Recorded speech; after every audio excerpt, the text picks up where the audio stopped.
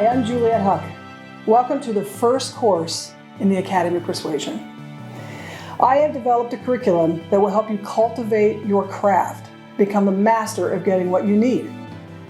But I want to come out of the box giving you some very crucial information. And those are the 4 elements that you have to keep in balance at all times in order to be persuasive. Number 1, what do you know about your decision maker? Number 2, are you a persuasive presenter? Number 3, have you developed a compelling story? And number 4, are your visuals leading your decision maker to your desired conclusion? If these 4 elements don't stay in balance at all times, something is going to go wrong, and it's like a car with a flat tire. You're going to slow down or you're going to get off track.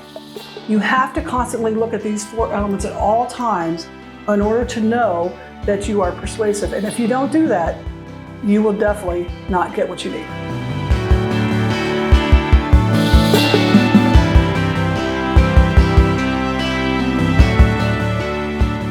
This first course is divided into 4 classes. Each of those classes is going to address in depth one of these 4 elements. So by the time you finish this particular course, you're going to be the master of this craft. Other courses will come throughout the Academy, but for right now, I just want you to focus on these 4 elements. So let's go.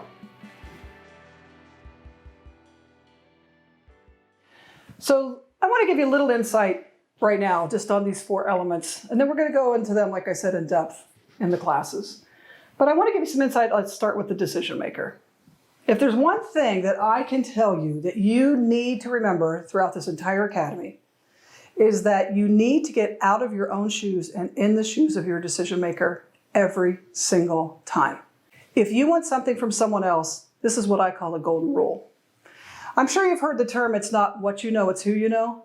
But if you want to be persuasive, you have to add a phrase to the end of that. It's not what you know, it's who you know and what you know about them. You need to take the time to do your homework on who is sitting in front of you. It's vitally important that you understand a little bit about this person. Now, I know that there's been times that people have come into me and put a sales pitch in, and they knew nothing about me. They didn't know anything about my company. They didn't know anything about my clients, but they were trying to sell me something that was vitally important to my business. And immediately I was turned off.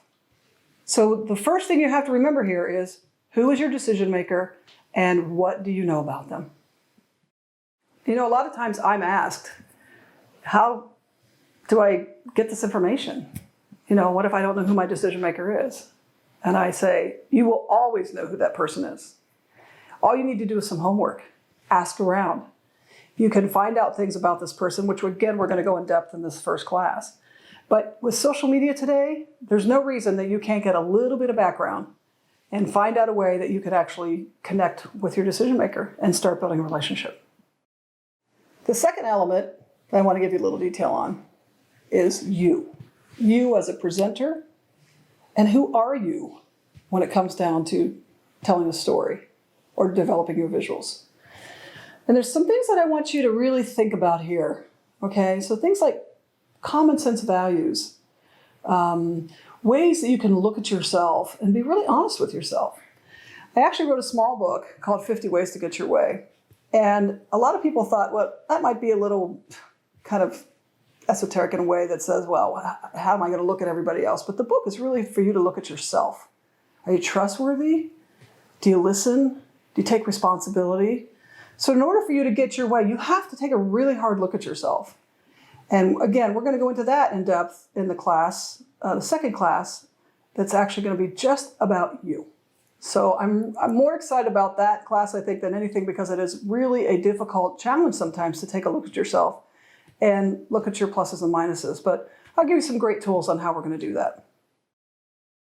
So as you are developing your own skills, I want you to remember something. Persuasion is a craft. Crafts don't happen overnight. You need to be patient and put in a lot of hard work.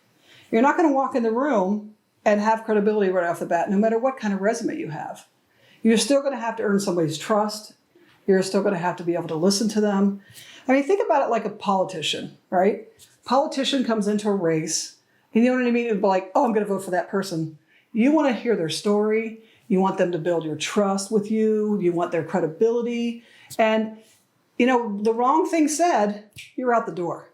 So you have to really take a hard look at yourself in this area on how do you build these tools with your decision maker to create relationships. So we'll get into that in class 2. The third element is your story development. And the word storytelling is thrown around a lot these days. But being a true persuasive storyteller is another type of art, all right? And you probably know some good ones. One of my favorites was Johnny Cochran during the O.J. Simpson trial. He just drew you in a way that you just couldn't help but want to hear what he was going to say next. And then by the time he got finished, there wasn't really a yes or no answer. You either believed him or you didn't. It was pretty amazing to watch. But, you know, we're all connected by stories. It's kind of the fabric of who we all are. You're creating your own story right now by your career, your family, your friends.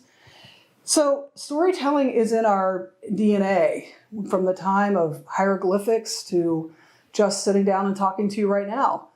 So, but what makes a story persuasive versus just entertaining or informative? So those again are the tools that you're going to learn from this academy, is on how you can actually take your story and lead somebody down to your desired conclusion. And we've got some fun tools that we're going to work with in that.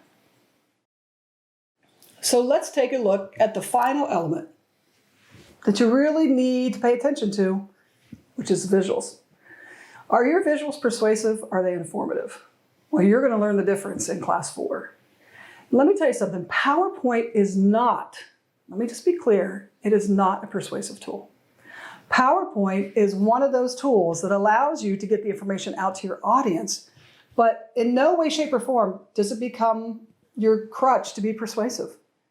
Your visuals need to be designed in a very specific way to lead your decision maker to your desired conclusion.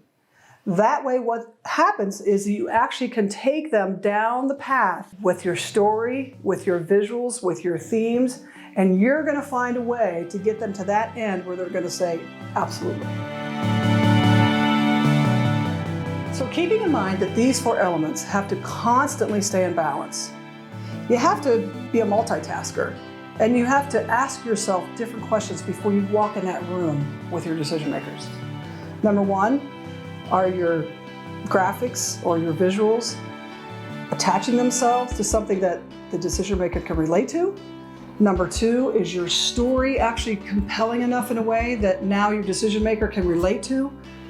Are you ready? Have you done your homework as a presenter?